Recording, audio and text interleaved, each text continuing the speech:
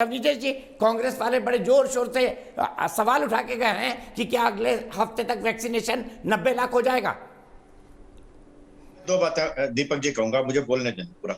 एक तो जिनका शर्म सर से झुक रहा था अपने प्रधानमंत्री के बारे में कहने में, उनको मालूम होना चाहिए कि वो एडवर्टाइजमेंट निकाल करके अपने यहाँ कहते हैं कि हमारे यहाँ उन लोगों की जरूरत है जो मोदी को हेट करते हो। तो इसलिए इस बात से अगर शर्म झुक रहा हो कि एक अखबार इस बात का एडवर्टाइजमेंट निकालता हो कि जो मोदी को हेट करता हो वही हमारे यहाँ नौकरी कर सकता है, लेकिन गर्व से सर ऊंचा भी हो सकता है अगर वो ऑस्ट्रेलिया के उस सांसद का ट्वीट देखेंगे, बयान देखेंगे, जिसमें उसने कहा कि काश कुछ दिन के लिए हमें योगी जी मिल जाते, लेकिन वो करेंगे नहीं। और वो जो प्रोफेसर साहब थे, वो मतलब इतना झूठ बोलते हैं ये लोग कि खुद कहते हैं कि पहले उन्होंने कहा कि हमें ऑटोनॉमी दो, राज्यों को खुद खरीदने की होनी चाहिए, खुद खरीदने की होनी चाहिए। ने कहा भाई अब खुद खरीद लो तुम। जब खुद खरीदने लगे और नहीं मिली तो कहते हैं कि इन्होंने कहा था। फिर जिस दिन से सरकार ने अपने हाथ में ली है उस दिन से वैक्सीनेशन की गति कितनी पकड़ी है, इसमें कोई दो राय नहीं। एक आज जो राहुल गांधी जी ने ट्वीट किया उसके बारे में 10 सेकंड और बोलूंगा। एक बड़ा चुटकुला चलता है कि एक आदमी बड़ी बड़ी मूछों वाला साइकिल पे जा रहा था, उसने किसी व्यक्ति को टक्कर मार दी। उसने कहा क्यों भाई, इतनी बड़ी बड़ी मूछें है फिर भी तेरे से ब्रेक ना लग रहा। उसने कहा जी मूछों का ब्रेक से क्या लेना देना, मंत्रियों की संख्या का वैक्सीन से क्या लेना देना।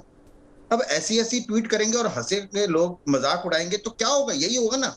भाई आप ढंग से बात करो, अगर आपको वाकई ट्वीट करना है तो कहो कि जिस तरीके की छूट का फायदा उठा रही है जनता हिल स्टेशन पर, बाजारों में, सब्जी मंडी में, उस पर कंट्रोल करना चाहिए। मुझे समझ में आता है कि वो सहयोग करना चाहते हैं, वो कुछ कोरोना के बारे में कोई गंभीर बात करना चाहते हैं, लेकिन ये बात कह देना।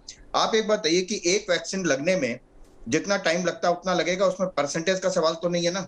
अगर 33 करोड़ अमेरिका ने लगाया और 36 करोड़ हमने लगाया है, तो एक वैक्सीन को लगने में टाइम उतना लगना, उसमें परसेंटेज का सवाल नहीं है।